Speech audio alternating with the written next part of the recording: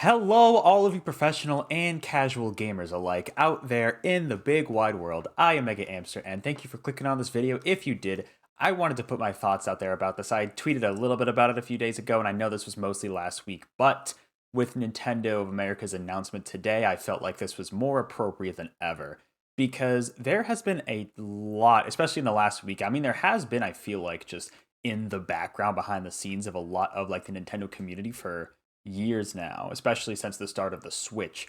But especially the last week, there's been a lot of like unnecessary slander against specifically Fire Emblem and Xenoblade Chronicles. Now, just to clarify, there was, I believe, that I don't know if this all spawned from this one user. I won't mention who it is, just to keep them anonymous, I guess. But they did clarify they weren't actually specifically calling out Fire Emblem and Xenoblade Chronicles. They were just saying they would have liked to see Nintendo work on other franchises, and those just happen to be the next major games in the pipeline for Nintendo, with Three Hopes coming out later this year, later this month, sorry, and Xenoblade Chronicles 3 coming out next month. But there have been a lot of people who actually have been specifically targeting these two franchises because I don't know, because they're RPGs, because they've been getting a lot of games. True, they have been getting a lot of games on the Switch. I mean, we have Xenoblade Chronicles 2, we have Definitive Edition, they had Torna for 2, and now 3's coming out. Fire Emblem, they had what? Warriors, I guess, if you count the spin-off, and Three Houses, and now Three Hopes. So, like, here's my thing. Here's my thing. We shouldn't be, and I don't know, I'm directing this towards the people who are specifically saying Nintendo should not be making Xenoblade or Fire Emblem games. For you people out there, we shouldn't be targeting specific franchises because we want other franchises that may not have as many games. I mean, as a Metroid fan, I mean, would I love more Metroid games? Sure. I mean, if in theory we're getting more with Dread and then Prime 4 eventually coming out. But just because they're releasing more Xenoblade Chronicles and Fire Emblem games does not mean, first of all, that they're not working on these other franchises. Like, mind you, these are different development systems. We're seeing a lot of these games because not only do they sell well on the Switch, clearly by their sales figures, not only that, but also they're different development studios. I mean, we have what Intelligent Systems. Fire Emblem is like their bread and butter. I mean, they have what WarioWare and Paper Mario as well. But Fire Emblem has really become their bread and butter over the years, and that's what they're good at. And hey, if they can keep churning out games and they clearly sell well, let them make more. Same thing with Monolith Soft with Xenoblade Chronicles. And even then, they helped development with, I believe, both Breath of the Wild and Pokemon Legends Arceus. And they're going to keep going with Xenoblade because they can. And I don't understand why some people specifically are saying these games Nintendo should not keep supporting these franchises. Like, why the hell are you saying that? Like, I'm sorry we haven't gotten a Star Fox game in a while. A good Star Fox game, I should say. I'm sorry there's no more F-Zero. I'm sorry. But clearly, by the sales figures, those games, those franchises are less likely to succeed. And also, you never know. They could be working on it. There's no reason to say these franchises shouldn't get new games because of that. I also want to bring to your attention, this is a little bit of a rant for me. This is coming from someone who isn't a massive RPG fan. I still haven't played much of Xenoblade Chronicles. I do plan on playing Definitive Edition sometime this year. I played a few Fire Emblem games. I still have to get the Three Houses, but I want to bring to your attention, for those of you who don't know, that these franchises 10 years ago pretty much didn't exist outside of Japan or almost never became as big as they are. Both of these franchises, Fire Emblem and Xenoblade Chronicles, have very interesting histories. First of all, I guess just to bring this up, the fact that they announced this Xenoblade Chronicles 3 Direct for Wednesday, like the timing of that was not great. Like, this comment section right here is going to be awful, I am sure. Yeah, you fell off, make better games. Oh man, it's funny. Anyways, let's go through a little bit of the history. I'm going to take you all back about 10 years ago, right? When Fire Emblem Awakening, which released, I believe, in 2013, at least in North America, was coming out. This game was supposed to be the final game in the Fire Emblem franchise because the games weren't selling well at all. They were not selling up to what Nintendo wanted, and this was going to be the last game, so they were going all out. Now, keep in mind, Fire Emblem is actually one of Nintendo's oldest IPs. I mean, it dates back to the NES. This is before Star Fox. This is before F-Zero. This is before, like Chibi Robo, any of those Pikmin. It's even before Donkey Kong Country, technically, I believe. So, yeah, because that was the Super Nintendo. So this was an IGN article from 2015. And in, a recent edition of Iwata Asks, and they talked about Fire Emblem, when Fire Emblem Fates was actually releasing. This dates back to the producer, Yamagami revealed Fire Emblem Awakening was actually supposed to be the final game, and it's because of the franchise's dwindling numbers. So they went all out with this game. This was my first Fire Emblem game, by the way, Awakening. I absolutely loved it. And a big reason why it succeeded, I think, was because of the casual mode that they introduced. This was the game that introduced that casual mode where previous Fire Emblem games had permadeath. And I'm not going to lie, I've played a little bit of Blazing Blade. That's the only older Fire Emblem game, I guess, unless you count Echo Shadows of Valentia, the remake of Gaiden. But those games are tough because of permadeath.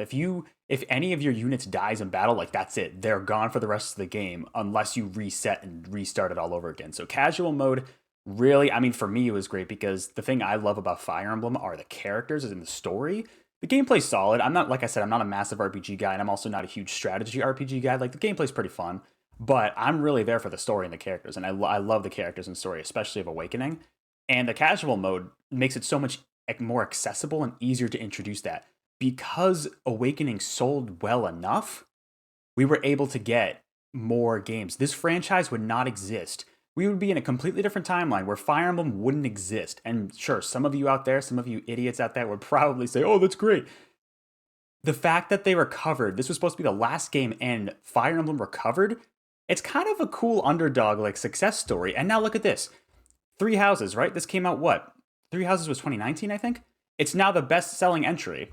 And this is from Nintendo Life. This is from, end of 2020, so almost a couple years old for this article.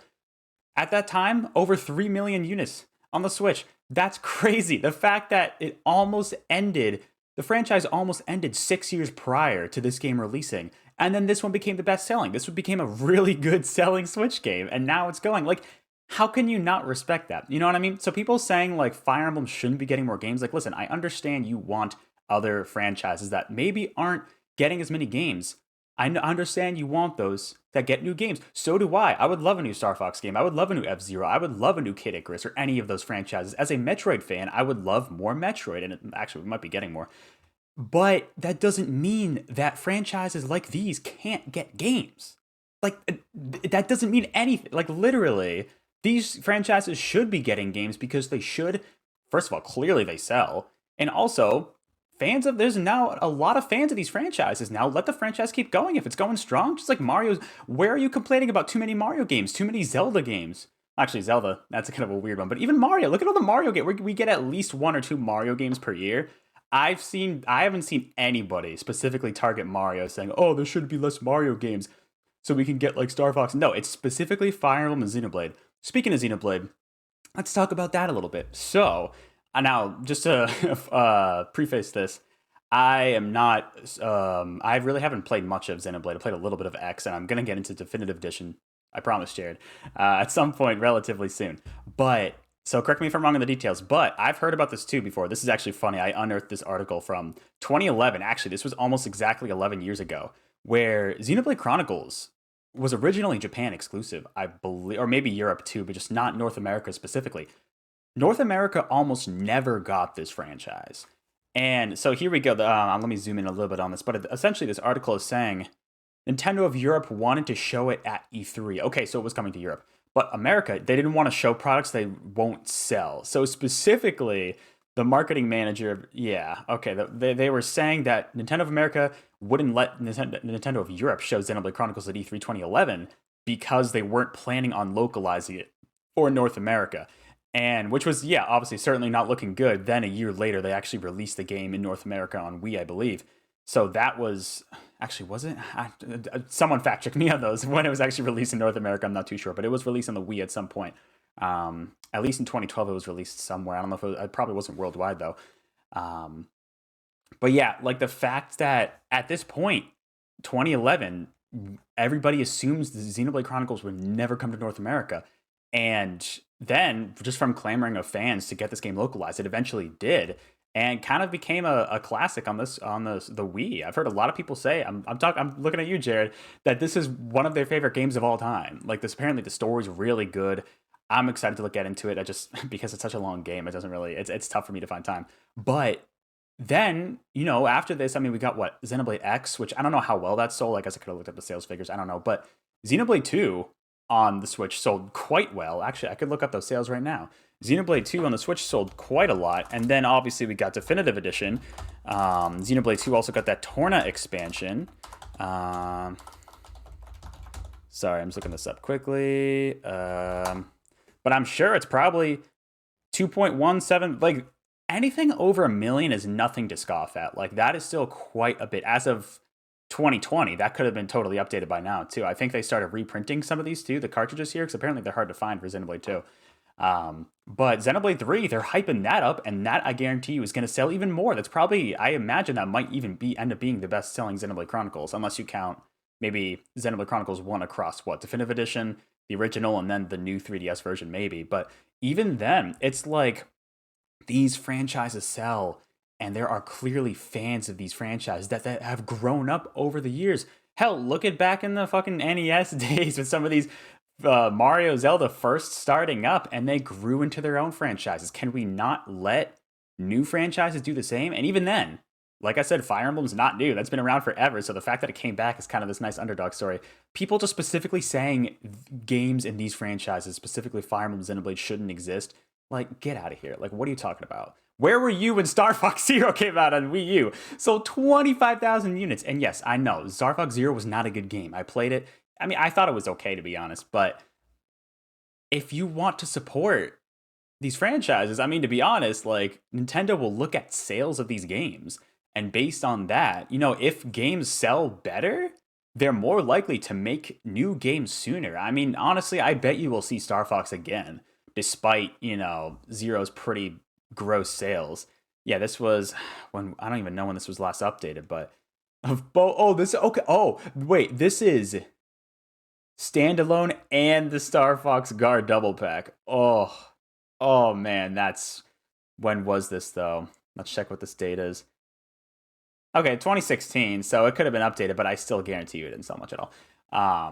But fourth best-selling game of that week, there you go.